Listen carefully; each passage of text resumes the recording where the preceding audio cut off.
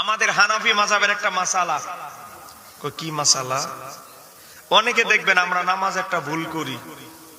তো বলেন কি ভুল?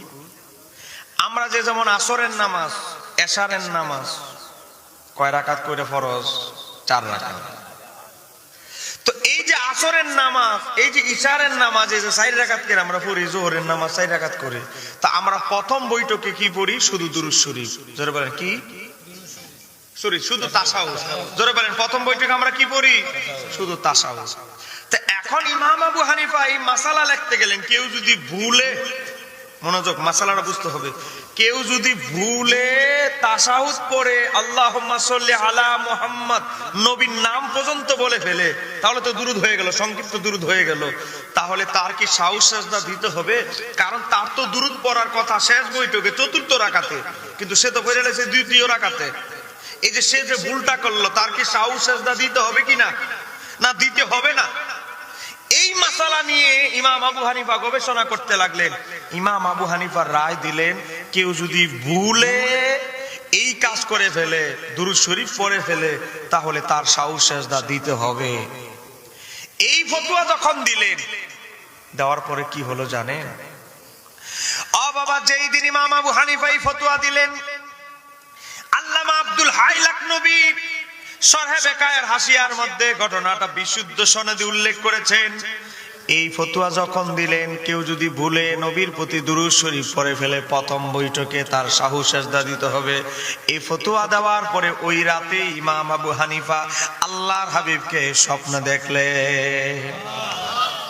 স্বপ্নে দেখলেন ইমাম আবু হানিফা আল্লাহর হাবিব ইমাম আবু হানিফাকে বলতেছে, নোমান বিন সাবেত, তুমি ফতোয়া দিলে কেউ যদি ভুলে প্রথম বৈঠকে 4র্থ রাকাত বিশিষ্ট ফরজ নামাজে ভুলে কেউ দুরূদ শরীফ পড়ে ফেলে, সাহু সেজদা দিতে হবে। সাহু মানে ভুল, মানে সাহু সেজদা কখন দিতে হয়? যখন একটা মানুষ ভুল করে। তো দুরূদ শরীফ পড়া তো ভুল না, এটা তো সওয়াবের কাজ, ভালো কাজ। তো তুমি যে ফতোয়াটা দিলা যে কেউ যদি দুরূদ শরীফ পড়ে তার সাহু সেজদা দিতে হবে, এটা কোন চিন্তাধারায় দিলা? এটা আমি ব্যাখ্যা জানতে চাই, একটু জোরে করেন না। ইমাম আবু হানিফা চোখের পানিগুলো ছেড়ে দিলেন। ইমাম আবু হানিফার বুঝতে বাকি রইল না। ইমাম আবু হানিফার প্রত্যেকটি ফতোয়ার দিকে আমার নবীর রওজা মোবারক থেকে দৃষ্টিকোণ আছে। কি মনে করছে? আমরাও মুফতি ফতোয়া দিই, আর ইমাম আবু হানিফা ফতোয়া দিত। বাবা, ইমাম আবু হানিফা এই কথা শোনার পরে নবীর ইমাম আবু হানিফার 2 চোখের পানি ছেড়ে দিলেন। ইমাম আবু হানিফা বললেন, ইয়া রাসূলুল্লাহ, ইয়া হাবিবাল্লাহ, আমি নোমান বিন সাবেতের কি সেই যোগ্যতা আছে, সেই সাহস আছে যে আপনার প্রতি দুরূদ পড়বে? আমি নোমান বিন সাবেত এটাকে ভুল কাজ বলবো? আমি বলেছি, ইয়া রাসূলুল্লাহ, ইয়া হাবিবাল্লাহ, কেউ যদি ভুল বশত পড়ে ফেলে আর এটাকে নিজে ভুল মনে করে, তাহলে তার সাহু সেজদা দিতে হবে। সে যদি মনে করে মহাব্বতে ভরে ফেলেছে, আচ্ছা ভরে ফেললাম, তাহলে তো আমি কথা বলে নাই। আমি বলেছি সে যদি ভুলে দুরূদ শরীফ পড়ে, ইয়া রাসূলুল্লাহ, আপনার প্রতি যদি কেউ দুরূদ পড়তে চায় পড়ে ফেলো, কিন্তু ভুল মনে করবে কেন? ভুলে পড়েছে এটা মনে করবে কেন? ভুলে পড়েছে, মনে করেছে, মনে করার কাফারা হিসাবে আমি বলেছি সাহু সেজদা দিতে হবে।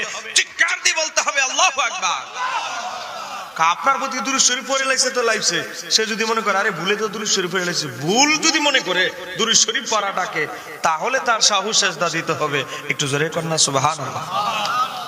এই ফতোয়া দেওয়ার পরে ইমাম আবু হানিফার যুগ গেল। আব্দুল হাই লাখনবী লিখতেছে, ইমাম শাফির জামানা যখন আসলো, ইমাম শাফি ওই মাসালা ফতোয়া দিতে গেল। তো ইমাম শাফি দেখতেছে ইমাম শাফির টেবিলে ইমাম আবু হানিফার রায় লেখা।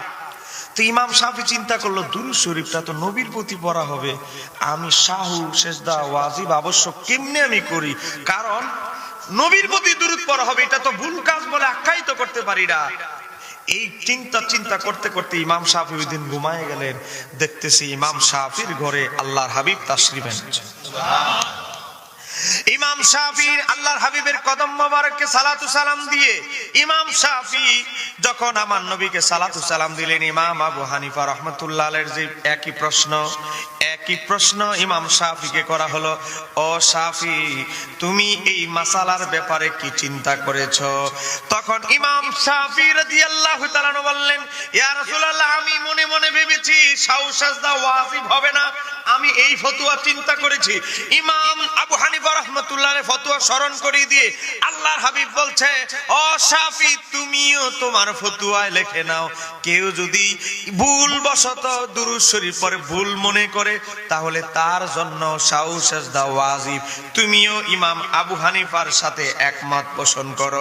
ইমাম শাফি বলতে লাগলেন, ইয়া রাসূলুল্লাহ, ইয়া হাবিবাল্লাহ, আপনার সিদ্ধান্তের বাইরে যাওয়ার ক্ষমতা আমি শাফির নাই, কিন্তু আমার মনে বড় জানতে চাই, ইমাম আবু হানিফাকে তো আমি দেখি নাই দুই চোখে, আমি মনে জানতে চাই ইমাম আবু হানিফা এই রায় দেওয়ার পিছনে ওনার হিকমত কি, চিন্তাধারা কি। ইমাম আবু হানিফা যেই সিদ্ধান্ত আমার নবীকে দিয়েছিলেন, যেই ব্যাখ্যা আমার নবীকে শুনিয়েছিলেন, হুবহুব ইমাম আবু হানিফার ব্যাখ্যা আমার নবী রাহমাতুল লিল আলামিন ইমাম শাফিকে জানিয়ে দিয়েছেন। আর একটু জোরে বলে, তিনি হচ্ছেন ইমামে আজম আবু হানিফা। যাই হোক, সময় কম,